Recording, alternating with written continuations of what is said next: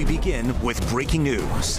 We are continuing to follow that breaking news out of Nevada County, where crews are fighting a fast-moving wildfire that is forcing evacuations and threatening homes.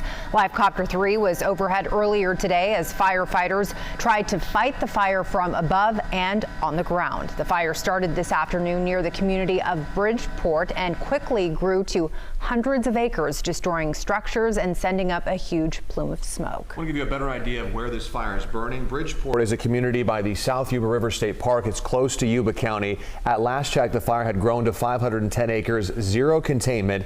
CAL FIRE has 350 firefighters on the flames as of tonight, but by tomorrow morning, they expect to have 700 firefighters on the front lines. The main goal right now is to keep the fire from dropping into the Yuba River drainage. If it does that, it will cross into Yuba County, impacting areas like Dobbins and Organ House. And take a look at this video from earlier. We've seen what appears to be at least one home engulfed in flames. Mandatory evacuations are in place at this time, and you can see the affected zones at the bottom of your screen. Always sad to see a home go up in flames like that. We have team coverage on the fight against this fire. We begin with KCRA 3's Orko Manna with the latest on the effort to save homes and lives, the top two priorities by firefighters. Orko.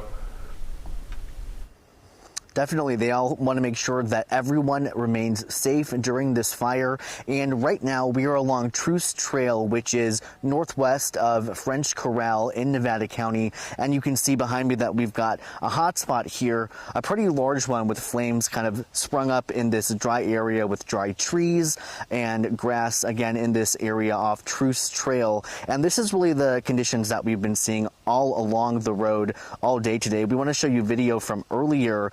Again, we were seeing hot spots pop up in the area along Truce Trail and around the surrounding back roads as well. And again, these hot spots are in the area where the fire kind of originally went through, the main area that the fire went through earlier. And again, we were seeing hot spots pop up, and we also saw and heard trees snapping and falling because they became so burned and dry. One tree actually fell right behind us during one of our live shots earlier tonight. We also saw fire crews working to clear certain areas, removing the green trees from the burned trees to make sure the fire was contained in those certain areas or the fire was not spreading in those certain areas. Fire officials saying the dry conditions is a really big concern for them. The biggest concern for me with that weather pattern is that it's still the end of June. And so while we may be one of the fewer larger fires in the region right now, I think we're going to see a trend for Northern California to start to see more large fires. And we have a long summer ahead of us. So getting good solid containment on this fire and not having an issue that's going to run into July is a #1 concern. Again, containment of the fire, really a priority for firefighters right now, and also putting out hot spots like this that you're taking a look at. Again, the area of the fire, the area that the fire burned earlier, again, still hot spots popping up. And we are still seeing, not at this hour, but at least earlier in the evening, we were seeing CAL FIRE helicopters still doing water drops, even though, again, the main part of the fire had moved from this area. And again, the vegetation here, very dry, including all these trees, which again is something that we haven't really seen in some of the fires that we've been covering the past couple weeks. They've mostly been grass fires, but this one includes all these trees here behind me. That's why you can see I'm wearing this helmet to protect myself from any tree limbs or any trees that might come down, which again we did see earlier. These conditions and again the hot spots, another reason why the evacuation orders are still in place for a lot of these areas. Again, Truce Trail, Pleasant Valley Road, a lot of these areas are still under those evacuation warnings. Everyone wanting to make sure that people and their animals stay safe. A reminder, the library in Nevada City, the Helling Library, Madeline Helling Library, that is for residents, that is open. That's about 25 minutes away from where we are. And the Nevada County Fairgrounds is a place to bring your animals and livestock. Again, if you have any of those, to take care of them and make sure they're safe. We, of course, are going to be staying on this fire and getting more information from CAL Fire as we continue to learn more. But for now, reporting live in Nevada County tonight, Orko Manna, KCRA 3 News. Orko, thanks for being out there tonight. Continue to be safe now that it's dark especially. And this fire has forced many residents from their homes with no idea when they can return. KCRA 3's Melanie Wingo joins us live now, and she spoke with those fearing for their homes. Melanie, what are they saying? Well, we're on the property of one of the homeowners that decided to stay put with his home. His family is here as well, despite those mandatory evacuation orders. And you can see on the hillside behind me that it's a little bit closer to his home than it was this afternoon. The fire, I can tell you, behavior-wise, isn't roaring down the hillside, but this is a fire that earlier in the afternoon, this evening as well, it was more on top of the ridge, but it has made some forward progress down the hillside. You can see it glowing in the distance. Again, this homeowner has allowed us to be on his property. They're staying put for now, but they are ready to go if the fire gets too close. Just up a ridge from Luke Browning's place near Birchville, the Rice's fire looms. That ridge line, and when there's no smoke, you'll see it just dumps off into the river canyon.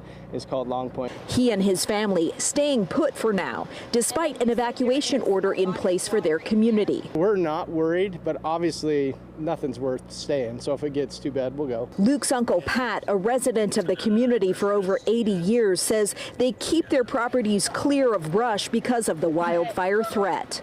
We got it cleared here. It's going to go around this place. If the fire's going to go right around it, if it gets here. And I don't think it'll get here, but it could. Family and neighbors ready to help with horses, pigs, dogs, and other animals if need be. It's a small community. We help each other out. That's part of why we live here, part of why we like this lifestyle. But yeah, you saw multiple people have showed up, come to support. We'll do the same for them when they're in that situation. And back out here live again, that glow is on the hillside in the distance, and Luke Browning and his family are ready to go if they need to. They're probably going to be keeping a close eye on that fire throughout the night because, as I said, if you were with us in our earlier newscasts, you saw how that fire was up on the ridge. Now it has sort of marched slowly down the hill. We're seeing those glowing hot spots in the night here. It really is, you know, to the casual observer, a bit scary for it to be this close to a home. This is the community of Birchville, and as we were headed over to a CAL FIRE briefing at 8 o'clock tonight, we wound our way down the country road, wound our way through this rural area, and as we were heading down to the CAL FIRE briefing, we saw tons of engines, tons of CAL FIRE resources, other agencies as well, headed up the hill to protect the structures like Luke's house here and other homes within this immediate community. So it really is one of those things where they're keeping an eye on this. CAL FIRE resources are on standby and ready to do structure and life protection. That is their main priority in all of these types of incidents. Reporting live in Nevada County tonight, Melanie Wingo, KCRA 3 News. Melanie, thank you so much for that closer look. And the weather has been a bit of a factor in this fire. Let's check in with Chief Meteorologist Mark Funnell. As the temperatures drop, the conditions will change, right, Mark? Well, and the wind will change as well. We didn't have that much wind during the day. It was only around 5 to 12 miles an hour, but it certainly was a dry, another very warm day. So what I've got here, this is the rough outline of where the fire is burning, and Melanie was just reporting from Birchville, and you can see the front edge of that fire over her shoulder. So this is going back to 2 o'clock this afternoon, and this is the wind direction we had, and you can see the fire was burning in the direction of that wind. So that was at 2 o'clock this afternoon. As we went through the early evening hours, the wind stayed the same. Now we have a light wind out of generally the south, but this wind will be changing during the overnight hours, and this is significant.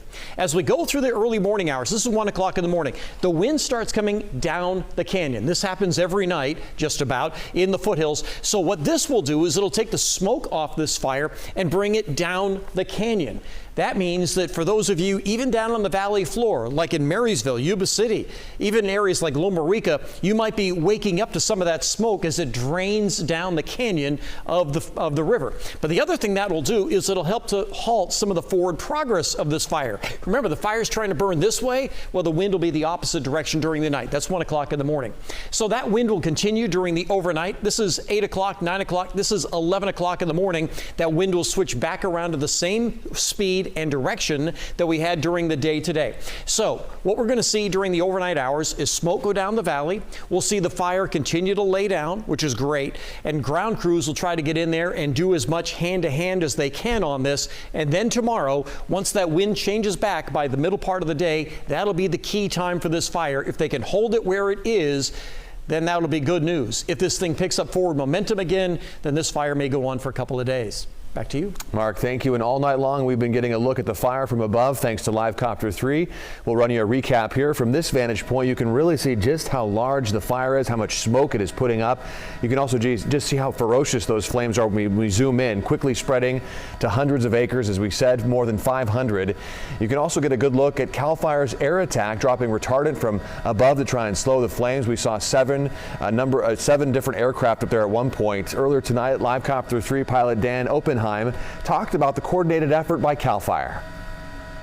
So on a fire itself, there is a CAL FIRE supervisor known as the Incident Air Attack, and they're essentially a mobile air traffic controller for all of the aircraft that are within 7 miles of the fire.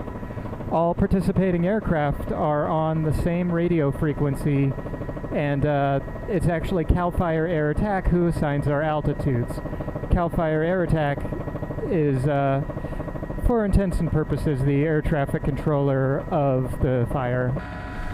And Live Copter 3 flying above those CAL FIRE, both fixed-wing airplanes as well as the helicopters. Amazing to see them work and how it all comes together. Those air units will return to the fire tomorrow.